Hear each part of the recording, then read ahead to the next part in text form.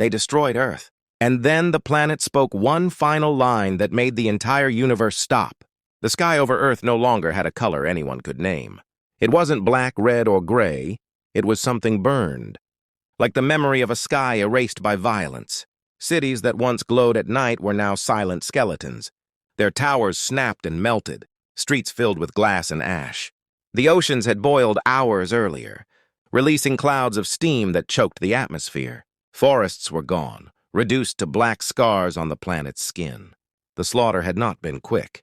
For 3 days, the alien armada tore through Earth's defenses. Human fleets rose bravely and vanished in seconds. Missiles bloomed like artificial suns, only to be swallowed by shields that did not even flicker. Artificial intelligences screamed warnings until their servers were vaporized. Soldiers fought battles no one would ever record, firing into skies that did not bleed. Humanity had thrown everything it had into the void: technology, courage, desperation. Prayers whispered into helmets and bunkers. Nothing slowed the invaders. Then suddenly it ended. The alien ships hovered over the ruined planet, vast and silent. No more resistance, no more signals. Earth lay broken beneath them. Another conquered world waiting to be stripped and catalogued. Deep beneath the ruins of what was once Geneva, an emergency bunker still lived. Its walls were cracked, its lights dim, but its fusion core hummed steadily. Designed to last centuries, it now powered a system meant for a future that would never arrive. Dr. Elias Moreau sat alone inside. He was old. His hands trembled, not from fear, but from exhaustion beyond words. Once he had advised presidents and councils. Now there were no nations left to advise, no people left to protect.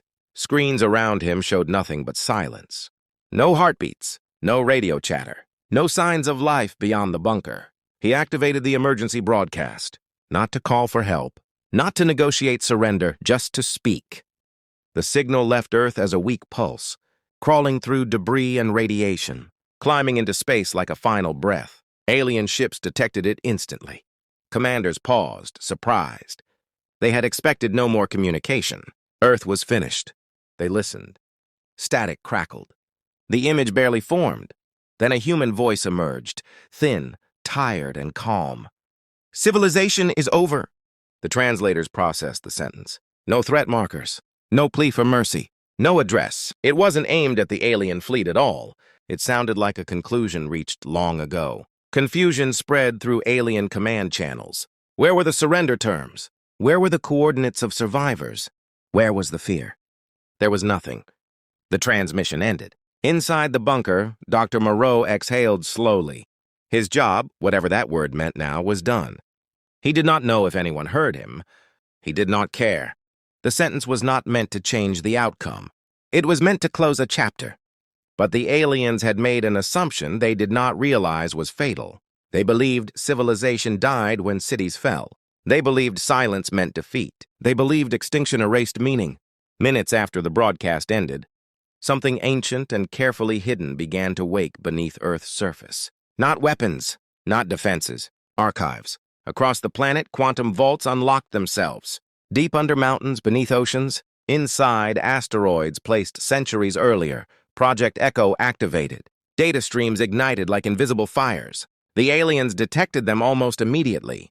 Sudden transmissions flooded space. Mathematical constants, human languages, historical records, art, music, scientific failures. Religious doubts, love letters written centuries apart. This was not a distress signal. It was a confession. Alien analysts tried to isolate the source. There was no single source. The data was everywhere, woven into neutrino bursts, encoded into gravitational noise, carried on frequencies impossible to jam. Humanity had prepared this not to survive, but to be understood. For the first time since the invasion began, Alien Command felt something unfamiliar, unease.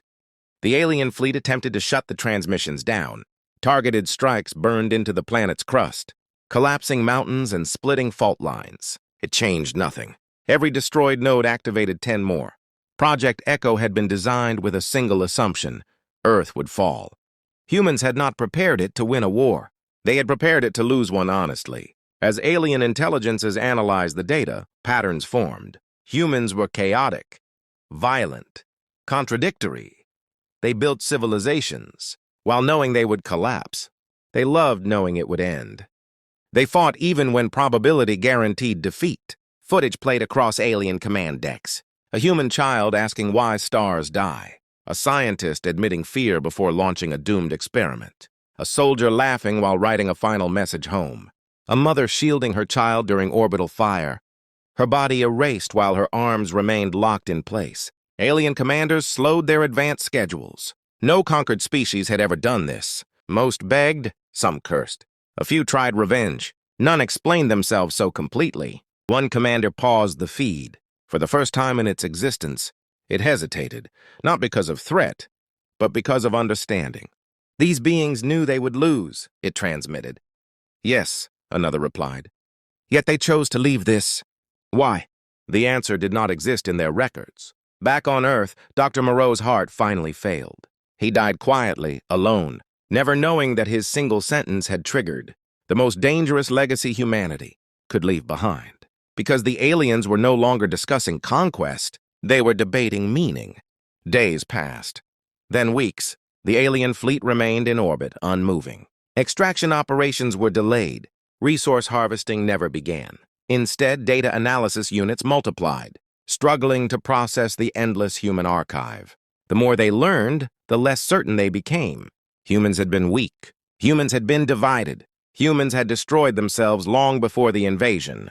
And yet, they had created ideas that refused to die. One alien philosopher unit proposed a question never before recorded.